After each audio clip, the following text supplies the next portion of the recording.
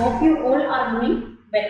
See, previously આપણે છે ને બેરિયર્સ ડિસ્કસ કરતા હતા, બરાબર. અહીંયા તો બેરિયર્સની અંદર આપણે જોયું કે ભાઈ ઇકોનોમિક બેરિયર્સ અને નોન ઇકોનોમિક બેરિયર્સ કે જે જનરલાઇઝ કન્ટેક્સમાં તમને આપ્યા હતા, અને હવે તમને બેરિયર્સ આપેલા છે ઇન્ડિયન કન્ટેક્સની અંદર, બરાબર. જનરલાઇઝમાં આપણે જોયું કે બધી કન્ટ્રીઝ જે છે ને એ કેપિટલ લેવલે રો મટીરિયલના પ્રોબ્લેમ્સ ફેસ કરે જ છે, અને દરેક કન્ટ્રી સોશિયલ અને cultural as well as personal barrier પણ ફેસ કરે છે. આ વસ્તુ આપણે જોઈ લીધી કે ભાઈ એમાં ડેવલપ્ડ કન્ટ્રીઝ, અંડર ડેવલપિંગ બધી કન્ટ્રીઝ એની અંદર આવી જાય છે, અને બધા લોકો આને રિલેટેડ જે છે એ પ્રોબ્લેમ્સ ફેસ કરે છે. નેક્સ્ટ આપણે જોતા હતા કે ભાઈ ઇન્ડિયાના કન્ટેક્સની અંદર તમને બેરિયર્સ આપેલા છે. જેમ પહેલી આપણે વસ્તુ જોઈએ સોસાયટી, બરાબર. એ વસ્તુ આપણે જોઈ લીધેલી હતી કે સોસાયટી કેવી રીતે બેરિયર્સ ક્રિએટ કરે છે, અથવા તો સોસાયટી કેવી રીતે આપણને અટકાવે છે એન્ટરપ્રિન્યોરશિપને ડેવલપ કરવાથી. ફાઇન. નેક્સ્ટ તમને છે ને નેક્સ્ટ સેકન્ડ આપણને છે ટ્રેડિશનલ આઈડિયોલોજી. આઈડિયોલોજી છે ને એવી વસ્તુ છે કે જે પર્ટિક્યુલર એક ઇન્ડિવિજ્યુઅલના આઈડિયાથી આવે છે. તમારી, મારી, તમારા મધર ફાધરની, મારા મધર ફાધરની, તમારા સિબ્લિંગ્સની, ફ્રેન્ડ્સની, તમારા ફ્રેન્ડ્સની, મારા ફ્રેન્ડ્સની, આપણી તમામ લોકોની ideology about everything is different. કોઈ બી વસ્તુને તમે લઈ લો અને દરેક વસ્તુ માટે આપણી છે ને આઈડિયોલોજી અલગ અલગ હોય. હવે આમાં એવું કહે છે કે ભાઈ એન્ટરપ્રિન્યોરશિપ ડેવલપમેન્ટ ઇન્ડિયાની અંદર એટલે પણ નથી થતું કે ભાઈ ટ્રેડિશનલ આઈડિયોલોજી છે. સાચી વાત છે. આપણે અહીંયા હજી તમે જોતા હશો ને કે ઘણી કંપનીઝ, ઘણા એવા જે છે, તમે જાઓ ને એમાં પરાગ બજારને, આમ સોની બજારને એ સાઈડ તમે જાઓ ને બંગલી બજાર સાઈડ, એટલે તમને એવા લોકો મળે, એવા બિઝનેસમેન લોકો મળે કે જેનું વર્ષો છે ને, જેનો ધંધો છે ને વર્ષોથી હોય, 35 વર્ષ 40 વર્ષથી, અને આજની તારીખે એ લોકો છે ને ચોપડે જ નામ લખતા હોય. કામ શું કામ? હવે તો કેટલી બધી સિસ્ટમ આવી ગઈ છે. 35-40 વર્ષનો ધંધો હોય તો એવો તેવો તો ન જોઈએ, ઇફેક્ટિવ મેનરની અંદર ચાલુ. તો કહેવાનું તાત્પર્ય એટલું છે કે એ લોકો હજુ પણ એ ટ્રેડિશનલ મેથડથી ચાલે છે કે ચોપડે જ નામું લખવાનું છે, આ છે તે છે. અકાઉન્ટ્સ જે છે આપણે ડિજિટલી મેન્ટેન ના કરી શકીએ, એમાં ભૂલ થાય ને આવું થાય તેવું થાય. તો માણસથી ભૂલ ના થાય, મશીનથી થાય. તમે એવું માનો છો મશીનથી ભૂલ થાય, તો માણસથી કઈ થતી જોઈએ ને, શું કામ નહીં? તો એ લોકો એના ટ્રેડિશનલ આઈડિયોલોજી, ઘણા લોકો તો હજી તમે એ જગ્યાએ જાઓ ને તો એના ટ્રેડિશનલ વેથી જ બિઝનેસ કરતા હોય. કેશ એટલે કેશ જ, ઉધારીનો બિઝનેસ જ નહીં કરવાનો, ધંધો જ નહીં કરવાનો ઉધારી. જેને અત્યારે ક્રેડિટ ટ્રાન્ઝેક્શન્સનું ઇમ્પોર્ટન્સ ઘણું બધું વધી ગયું છે બિઝનેસીસની અંદર, બરાબર. ઇવન જે છે એ તમે તમારા સાઈડથી ઓનલાઈન વસ્તુ મંગાવો તો ક્રેડિટ કાર્ડમાંથી એડવાન્સ પેમેન્ટ કરી દો છો બિફોર અરાઇવિંગ યોર થિંગ્સ. અને ઘણી વખત તમે કંઈ વસ્તુ લેવા જાઓ તો તમારા જૂના કરિયાણાવાળા એ લોકો બાકી રાખી દે. ફાઇન. સો એ મહેનતની અંદર કહે છે કે ઘણા બધા બિઝનેસીસ જે છે પ્રીવિયસની જૂના જમાના પ્રમાણે ચાલતા હોય. હવે તમે નવીન રીતે આગળ વધવા જ નથી માંગતા તો કેવી રીતે દરેક વસ્તુ ચાલે? ઘણા લોકો છે ને વર્ષોથી એક નાની એવી દુકાન છે ને એની અંદર ધંધો કરતા હોય. કેમ? એક્સપાન્શનની એક્ટિવિટી નહીં. Even if your business is running like anything, તમારો બિઝનેસ કેટલો સક્સેસફુલ ને કેટલો જે છે એ સારી રીતે ચાલતું હોય, સ્ટીલ તમે છે ને એમાં કાંઈ પણ ચેન્જીસ નથી કરવા માંગતા. ટ્રેડિશનલ વેની અંદર traditional factors, traditional entrepreneurship, fine. So એ વેની અંદર કહે છે કે એના લીધે આપણે જે છે એ બેરિયર ક્રિએટ કરે છે ડેવલપમેન્ટની અંદર. નેક્સ્ટ આપણે કીધું lack of economic attitude towards life. Yes, તમે કે હું કે પ્રીવિયસલી આપણા મધર ફાધર આપણે કોઈ છે ને ઇકોનોમિકલી લાઈફને નથી જોતા. આપણો એટીટ્યૂડ લાઈફ સાઈડનો ક્યારેય ઇકોનોમિક પર્પઝથી હોતો જ નથી. આપણને એ નથી ખબર કે આપણે કોઈ વસ્તુની ડિમાન્ડ કરીને માર્કેટમાં in terms of money contribute કરીએ છીએ. લેન્ડિંગ લઈ આવીએ છીએ તો ઇન ટર્મ્સ ઓફ લેન્ડિંગ, બરાબર, ઇન ટર્મ્સ ઓફ લોન. જે કાંઈ પણ લોન આપણે લઈ આવીએ છીએ એ લોનના ટર્મ્સમાં આપણે માર્કેટની અંદર એક જે છે એ ક્રેડિટ ક્રિએશનની અંદર આપણો રોલ છે. અધર દેન તે કંઈ પણ સ્પેન્ડિંગ કરો છો લિક્વિડ મેનરની અંદર કેશમાં તો આપણે લિક્વિડિટી ફેરવીએ છીએ માર્કેટમાં. આમાં કોઈ પોઈન્ટ ઓફ વ્યૂ જ નથી આપણા માઇન્ડની અંદર. અને આપણે લાઈફને એ રીતે પણ નથી જોતા કે આપણે જો આપણા પૈસાને આપણા સેવિંગ્સને કોઈ બિઝનેસની અંદર લગાડીએ તો એમાંથી આપણને એ બિઝનેસના ઇન્વેસ્ટમેન્ટ કરતાં પણ રિવોર્ડના ટર્મ્સમાં રિટર્નના ટર્મ્સમાં વધારે પૈસા મળશે after certain time period after the success of that particular business. We are not focusing on to that part. આપણે ક્યારેય ઇકોનોમિક એટીટ્યૂડથી એ વસ્તુને જોતા જ નથી. આપણે આપણા સેવિંગ્સને છે ને કાં તો સોનું લઈને રાખી દઈએ અને કાં કબાટમાં પડ્યા હોય. Even we are not depositing it into the banks. આપણે ડિપોઝિટ પણ નથી કરતા બેંક ખાતામાં કે એફડી એ નથી કરતા. ખાલી કબાટમાં પડ્યા હોય પૈસા, કાં તો પછી સોનામાં લઈ લઈએ એનું સોનું લઈ લઈએ, કાં તો પછી કોઈ એવી ફિક્સ અસેટની અંદર મૂકી દઈશું કે જેનો ભાવ વધવાની આપણે રાહ જોવાની, એટલે કે જમીન મકાનની અંદર રિયલ એસ્ટેટની અંદર આપણે પૈસા નાખીશું. શું કામ બિઝનેસમાં નહીં? Why we are not focusing on to that part? બિઝનેસમાં પૈસા નાખીએ તો આપણને રિટર્ન જનરેટ થાય ને એમાં, તો ફરી પાછું વેલ્થ ક્રિએશન થાય અને એનાથી બીજા લોકોને ફાયદો થાય ને. ફાઇન, તો એ વસ્તુ પણ નથી જોતા. Then comes to theoretical education. એજ્યુકેશનની ટર્મ્સ જે છે ને બહુ થિયોરિટિકલ વેની અંદર આપણે કામકાજ કરીએ છીએ. એટલે કેવું તો કે તમને અત્યારે હું થિયરી ભણાવું છું, તમને એમ થાય કે મેડમ આ મને ક્યાં કામ લાગે? કામ તો લાગે જ ને, શું કામ ક્યાંય કામ ન લાગે? બરાબર. તો અત્યારે તમે થિયોરિટિકલ એજ્યુકેશન લ્યો છો. હવે કોઈએ તમને એવું કીધું જ નથી કે તમે જે વસ્તુ ભણો છો ને એ કામ હકીકતમાં લાગે છે. તમને અત્યારે મનમાં એટલા માટે એવું થાય છે કે મેડમ અમે આ સાઇન કોસને એવી બધા થીટાને એવું બધું ભણ્યા ક્યાં કામ લાગે? તમે એવા મીમ્સ પણ જુઓ છો, આઈ નો ઇન્સ્ટાગ્રામમાં. કામ શું કામ જુઓ છો? શું કામ રિલેટેબલ લાગે છે મીમ્સ? કારણ કે તમને કોઈ કીધું નથી કે આ થિયોરિટિકલ એજ્યુકેશનનું ઇમ્પોર્ટન્સ છે અને એ થિયોરિટિકલ એજ્યુકેશન એકચ્યુઅલમાં પ્રેક્ટિકલની અંદર વર્કઆઉટ કરે છે. સી, તમે અત્યાર સુધી ભણ્યા એને ક્યારે પ્રેક્ટિસમાં લીધું કે નથી લીધું આઈ ડોન્ટ નો, પણ હું તમને અહીંયા જે કાંઈ પણ થિયરી સમજાવું છું at least you can once try out in your practical life or day to day life. બરાબર કરો ને. તમને તમારા પપ્પાનો બિઝનેસ હોય કે તમારા ભાઈબંધના પપ્પાનો બિઝનેસ છે તો તમને ત્યાં કોઈ વિઝિટ કરવાની ના પાડે? કોઈ ના ન પડે. અને અત્યારે તો માર્કેટની અંદર, માર્કેટ ઇન ધ સેન્સ કે ખાલી રાજકોટની વાત કરું તો રાજકોટની અંદર તમારે કોઈ બિઝનેસને વિઝિટ કરવાની એ લોકો પરમિશન આપે છે. બનાવો એક 15 જણાનો group, go for the visit કરો કોઈ કંપનીની. You will get idea how companies are running. Fine. So, barriers એટલા માટે પણ છે કે આપણે થિયોરિટિકલ એજ્યુકેશન છે તો ખરી, પણ આપણે કોઈ એને એવું કહેતા નથી કે આનો પ્રેક્ટિકલનો યુઝ થાય છે, છતાંય નથી કહેતા. Fine. So it creates barrier. Next કે છે નોન પ્રોડક્ટિવ ઇન્વેસ્ટમેન્ટ. મેં તમને હમણાં જ કીધું અહીંયા ઇકોનોમિકની અંદર નોન પ્રોડક્ટિવ ઇન્વેસ્ટમેન્ટ. એક જગ્યાએ તમે મકાન લઈને રાખ્યું છે, એવા અંતરિયાળ વિસ્તારની અંદર મકાન કે ફ્લેટ લઈને રાખ્યો છે કે જ્યાં તમે રહેવાય ન જઈ શકો અને જેના ભાવ વધવાની તમે જે રાહ જુઓ છો ને એ ભાવ વધતા 10-15 વર્ષથી. તો આમાં નોન પ્રોડક્ટિવ ઇન્વેસ્ટમેન્ટનો મતલબ શું? શું કામ આપણે આવા નોન પ્રોડક્ટિવ ઇન્વેસ્ટમેન્ટ ઉપર ફોકસ કરીએ છીએ? એના કરતાં કોઈ પ્રોડક્ટિવ જગ્યાએ નાખો ને પૈસા. ક્યાંક બિઝનેસમાં ધંધો, નાનો એવો ધંધો ખોલો.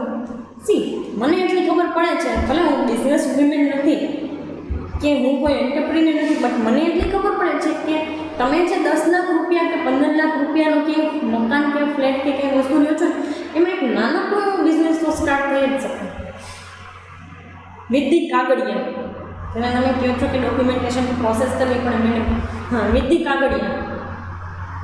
એટલીસ્ટ નાનો એવો business. I am not talking about the big giant entrepreneur house. નાનો એવો બિઝનેસ તો સ્ટાર્ટ થઈ જ શકે. હું તમને એટલું તો કહું છું કે તમે જે 10 વર્ષ સુધી એ મકાનની કે ફ્લેટના પૈસા જે છે વધવાની રાહ જોવો છો એના કરતાં તો તમને તમારો 10 વર્ષની અંદર બિઝનેસ બિગ જાયન્ટ બની જરૂર જશે if you will do productive efforts. So this is the thing કે નોન પ્રોડક્ટિવ ઇન્વેસ્ટમેન્ટની અંદર આપણે બહુ હાથ છે. અને એક વસ્તુ ચોખ્ખું કહું છું કે અત્યારે તમને એવું લાગે છે કે સોનાના ભાવ વધે છે માર્કેટની અંદર અને તમારા મધર ફાધરે જે કાંઈ પણ સોનું લઈને રાખ્યું હોય, માર્કેટમાં સોનાના ભાવ વધે છે, વેચો છો અને અત્યારે તમને એવું લાગે છે કે આ વસ્તુમાંથી આપણને પૈસા જનરેટ થાય છે. Let me tell you one thing, આ ઇકોનોમિક કન્ડિશન છે ને, this is just for the pandemic. અને કોઈ એવું કહે છે ને કે એક દાયકા સુધી આ ઇકોનોમિક પેન્ડેમિક ચાલશે, એ વસ્તુ ખોટી છે. હવે આપણે એટલા બેકવર્ડ નથી કે વર્લ્ડની અંદર કોઈ ઇકોનોમી એટલી બેકવર્ડ નથી 10 વર્ષ સુધી આની ઇફેક્ટને બેર કરે કે સહન કરે ઇકોનોમિક પ્રોબ્લેમ્સને. તો એટલા ટાઈમ પીરિયડ સુધી આપણે આમાં ઇકોનોમિક પ્રોબ્લેમ સહન કરવાના નથી, એમને નથી અમેરિકા કરવાનું, બરાબર? So this is the thing. અને એના લીધે તમે જો કોઈ એવી વસ્તુ પર ફોકસ કરતા હોય ને તો એ ખોટું છે થોડે ઘણા અંશે. ફાઇન. નેક્સ્ટ તમને કીધું છે unfavourable operating environment. This is something we can relatable. આપણી કન્ટ્રીની અંદર છે ને એ વસ્તુ તો બહુ છે, અનફેવરેબલ ઓપરેટિંગ એન્વાયરમેન્ટ. તમને છે ને તમારે ઓપરેટ થવું છે ને તો તમારે પહેલાં તો છે ને લોકેશન બહુ એવું ગોતવું પડે. અને લોકેશન જે જગ્યાએ તમને મળતું હોય ને ત્યાં ભાવ બહુ વધારે હોય, એટલે કે તમારે રિસોર્સિસ અક્વાયર કરવાની કોસ્ટ વધી જતી હોય, બરાબર? જેમ કે તમારે રેસ્ટોરન્ટ ઓપન કરવું છે ને, તમે કોઈક એવી જગ્યા પકડશો કે જ્યાં લોકો વધારે, અથવા તો કોઈ એટ્રેક્શનનું પ્લેસ પકડશો કે જ્યાં લોકો વધારે આવતા હોય. કેમ તમે તમારા ઘરની શેરીમાં રેસ્ટોરન્ટ નથી ઓપન કરતા? આવે કોઈ શેરીમાં? ન જ આવે ને, કોમન સિનારિયો છે. તો હવે તમારી એ અટ્રેક્ટિવ પ્લેસ માટે તમે ત્યાં જાઓ, પણ તમારા રિસોર્સિસ અક્વાયર કરવાના છે ને કોસ્ટ વધી જાય.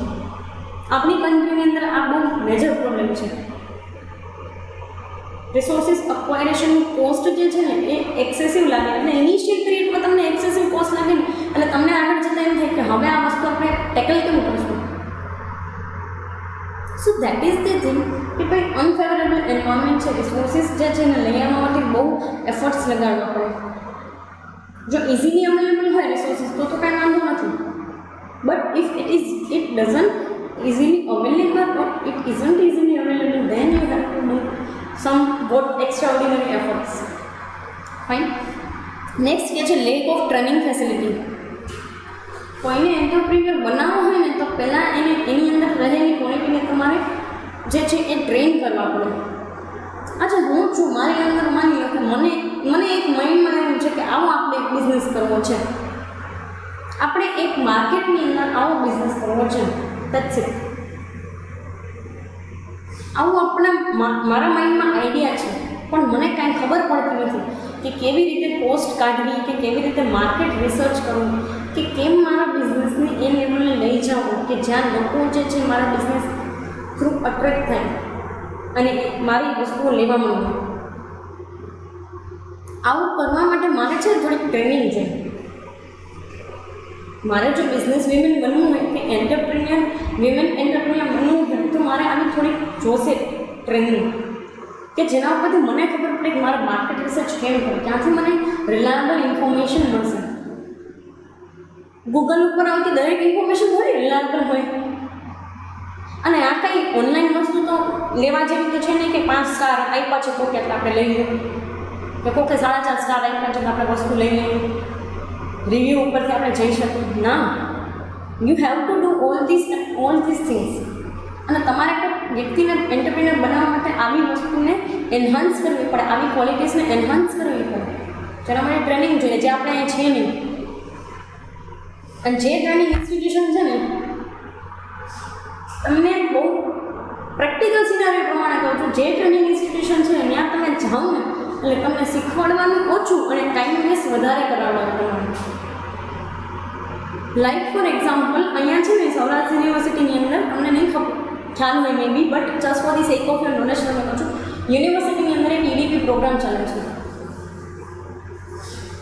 જેનું નામ છે CED, જેમાંથી તમને CEDનું સર્ટિફિકેટ મળે.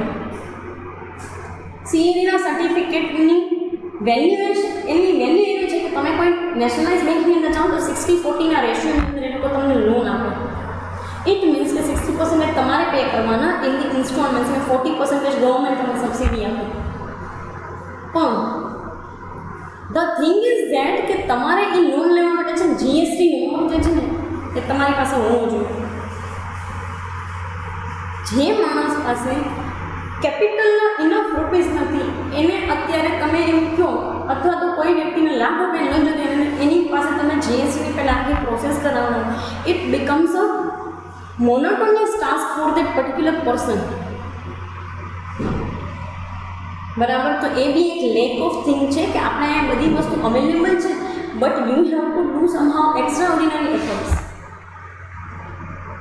અને તમે એમ કહો છો કે જીએસટી નંબર જનરેટ કરી દો, ચાલો કરી પણ નાખીએ GST number generate, but what if કે આગળ કંપની જે છે એ ચાલે નહીં, પછી પાછું તમે એના ઉપર લેન્ડિંગ કંઈ નથી કરતા. એવા ઇન્સ્ટિટ્યુશન છે કે જીએસટી નંબરને બધા ડોક્યુમેન્ટ્સ હોવા છતાં એ લોકો એ વસ્તુ માટે ફોલ્ટ કરે છે કે તમારા બિઝનેસની માર્કેટ પોટેન્શિયલ એટલી નથી. હવે ભાઈ તમે કેવી રીતે ડિસાઇડ કરો માર્કેટ પોટેન્શિયલ એટલી નથી? હાલમાં તો દો થોડાક દિવસ માર્કેટમાં વસ્તુ વેચાય પછી ડિસાઇડ કરજો ને માર્કેટ પોટેન્શિયલ છે કે નહીં. So this kind of situation is arising. અને આ પ્રેક્ટિકલ વસ્તુ છે, જાજો તમે માર્કેટમાં જોજો. અને હું તો તમને એનાલિસિસ કરવા કહું છું, ખાલી એસબીઆઈ માટેની લોન માટે અપ્લાય કરજો ને, કરવા દે કે નહીં તમારે, કેટલા ડોક્યુમેન્ટ માંગે, ખાલી આપણને ખબર તો પડે, તમને ખબર પડે just for the sake of your knowledge કેટલા ડોક્યુમેન્ટેશન માંગે છે, કેવી વસ્તુઓ કે કેવા ડોક્યુમેન્ટેશન એ લોકોને જોઈએ છે. પછી જીએસટી પ્રોસેસવાળાને કરી જજો, મારે જીએસટીની પ્રોસેસ કરવી છે, કેમ ઇનિશિએટ કરવી પ્રોસેસ? તો એ બધી પ્રોસેસ માટે છે ને ગવર્મેન્ટ કે સપોર્ટ નથી કરતી. ભલે ગવર્મેન્ટ કહે છે કે અમારામાં ઇન્સ્ટિટ્યુશન છે, આ મોટું ઇન્સ્ટિટ્યુશન છે, પર્ટિક્યુલર ઇન્સ્ટિટ્યુશન કે સીડીબીને આઈડીબીને અમે લોકો લોન આપીએ છીએ. તમારા લોન આપવાથી કે લાખ રૂપિયાની લોનથી કોઈનો બિઝનેસ કાંઈ એક જાયન્ટ ના બની છે.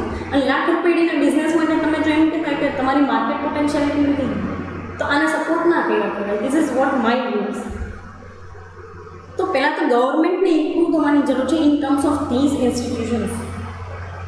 Fine, then we will move to the particular entrepreneurship development. Next અમે કીધું છે non adoption of new ideology. Yes, this is everywhere. આપણા કન્ટ્રીની અંદર તો બહુ જોવા મળશે.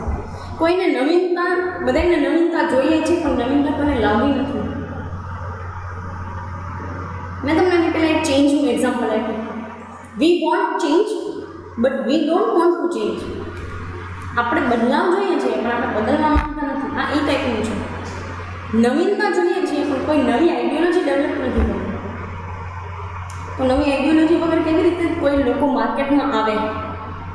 ગવર્મેન્ટ આજે કોઈ વસ્તુની અંદર જે છે એ માની લો કે તમને પ્રોવાઈડ નથી કરતી સબસિડી ઓર કોઈ સ્કીમની અંદર તમને ઇન્વોલ્વ નથી કરતી તમારા બિઝનેસને કે તમારા જે કંઈ પણ વસ્તુ તમે બનાવો છો એ ઇન્ડસ્ટ્રીને. સો ઇમ્પ્રુવાઇઝેશન કેવી રીતે આવે? બીજી એક વસ્તુ, બિઝનેસ પોતે જ ક્યાંય નવી ટેકનોલોજી ઉપર જવા નથી.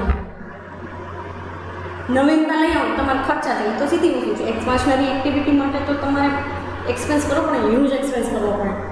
પણ મારું માનવું એમ છે કે 20 વર્ષ બિઝનેસ ચલાવ્યા પછી કોઈ પણ બિઝનેસની એટલી તો કેપેસિટી હોય કે નવો પ્રોજેક્ટ લોન્ચ કરી શકે, નવી ટેકનોલોજી લઈ આવી પણ શકે.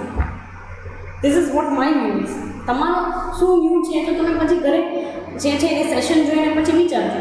But this is what my view is કે 15-20 વર્ષના બિઝનેસ પછી એટલીસ્ટ એટલી તો કેપેસિટી આપણી હોય કે we can bring some newness in our business. Fine, જે બિઝનેસીસ કરે છે ને એ લોકો સારી રીતે કરે છે, નથી કરતા એની વાત થાય છે કે જે 35-40 વર્ષથી નથી કરતા ને કાંઈ ટેકનોલોજીકલ એડવાન્સમેન્ટની નવી સપ્લાય ચેન મેનેજમેન્ટ પ્રોપર એનું એ જૂનું ચાલ્યું આવે છે. તમે 10 વર્ષના હોય ને પછી 45 વર્ષ થાવ, 35 વર્ષમાં કાંઈક તો ફેર હોય ને. ફાઇન, સો આ એવી વસ્તુ છે. Think about it.